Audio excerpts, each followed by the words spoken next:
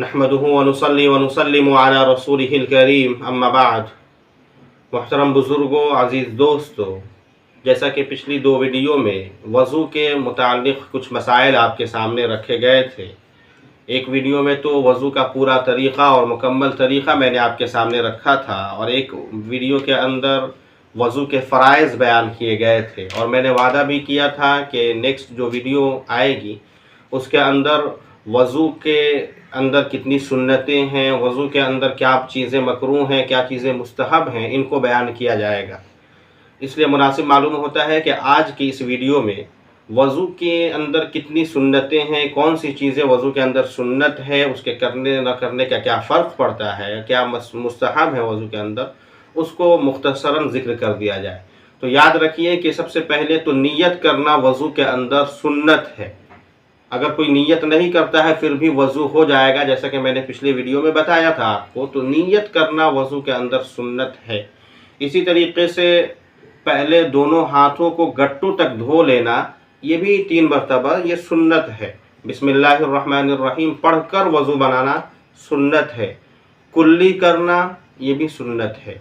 मिसवाक करना, नाक में पानी डालना, पूरे चेहरे को 3 मरतबा धोना, ये सब सुन्नत है। इसी तरीके से दोनों पूरे सर का मसह करना, गर्दन कानों का मसह करना, ये सुन्नत है। गर्दन का मसह करना ये सुन्नत है। इसी तरीके से पैर की उंगलियों के अंदर खिलाल करना, किस तरीके से खिलाल करना ये मैंने बताया था, पैर की उंगलियों का खिलाल करना। इसी तरीके से दाढ़ी अगर है तो दाढ़ी का खिलाल करना। तरतीब से वज़ू करना, यानी तरतीब से वज़ू करने का मतलब ये होता है कि अल्लाह ताला ने जैसा वज़ू करने का हुक्म दिया है और उसमें जो तरतीब बयान किया है, चुनांचे अल्लाह ताला ने बयान किया कि या अय्युहल्लज़ीना आमनू इज़ा कुमतुम इलस्सलाति फ़ग़सिलू वुजूहकुम व अयदियकुम। क्या ईमान वालो, जब तुम नमाज का इरादा करो तो पहले चेहरों को धुलो फिर हाथों को धुलो। तो इस तरतीब से वज़ू करना ये वज़ू के अंदर सुन्नत है। यानी पहले चेहरा धुला जाए, फिर हाथ धुला जाए, फिर सर का मसा किया जाए, फिर पैरों को धुला जाए।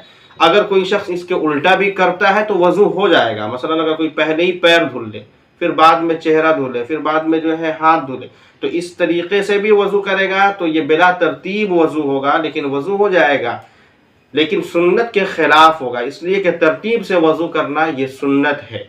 इसी तरीके से एक उज़्व के खुश्क होने से पहले मुसलसल लगातार वज़ू करना ये भी सुन्नत है। मसलन लगातार वज़ू करने का मतलब ये है कि अभी चेहरा धुलने के बाद हाथ फ़ौरन धुल लिया जाए। ऐसा नहीं कि चेहरा धुल लिया, फ़ोन आ गया तो फ़ोन पे आप बात कर रहे हैं, आधा घंटा तक बातें करते रह गए कि चेहरा खुश्क हो गया फिर जाकर हाथ धुल रहे हैं, तो ये सुन्नत के ख़िलाफ़ होगा। वज़ू तो हो जाएगा इस तरीके से भी, लेकिन ये सुन्नत के ख़िलाफ़ होगा। लगातार वज़ू करना यानी एक उज़्व के खुश्क होने से पहले दूसरा उज़्व जो है धुल लिया जाए, ये जो है मुसलसल वज़ू करना है। ये सारी चीज़ें सुन्नत हैं। और सुन्नत का मतलब मैंने पहले भी बताया था कि अगर कभी कभी छूट जाए तो भी वज़ू हो जाएगा, लेकिन अगर कोई शख्स लगातार हमेशा आदत ही बना ले, छोड़ता रहे इन सुन्नतों को, यानी कुल्ली नहीं कर रहा है, तरतीब से वज़ू नहीं कर रहा है, पहले पैर धुल रहा है बाद में हाथ धुल रहा है, इस तरीके से भी अगर कोई वज़ू कर रहा है और बराबर ऐसा करता है तो वो शख्स गुनहगार होगा, अच्छी बात नहीं है।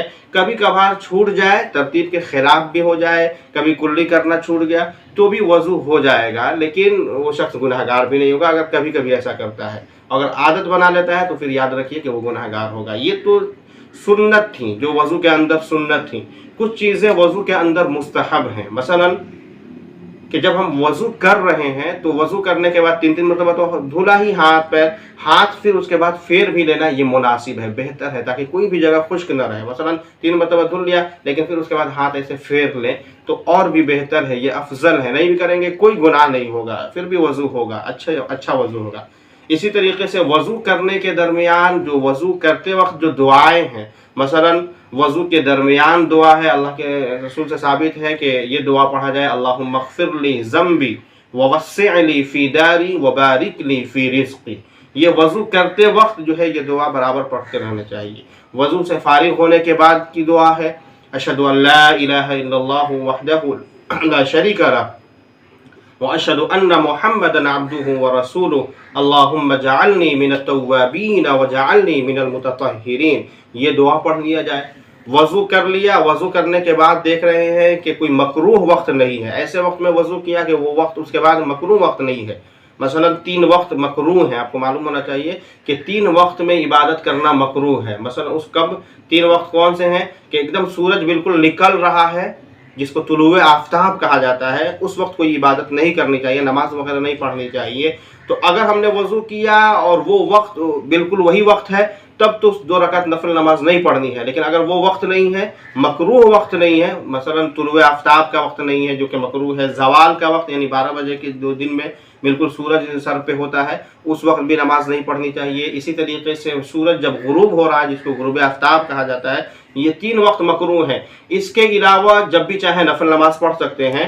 तो आता है कि अगर कोई शख्स वज़ू करने के बाद मकरूह वक्त नहीं है और 2 रकात नमाज पढ़ लेता है, तो ये बहुत अफजल अमल है, बहुत पसंदीदा, इसी को तहियतुल वज़ू कहा जाता है। इतना ज़्यादा सवाब है कि हदीस में आप जानते हैं हज़रत बिलाल रज़ी अल्लाह तआला अन्हु के बारे में, जो अल्लाह के रसूल ने कहा था कि मैं जन्नत में जब गया तो देखता हूँ कि बिलाल के पैर के चप्पल की आवाज़ मेरे को सुनाई दे रही है।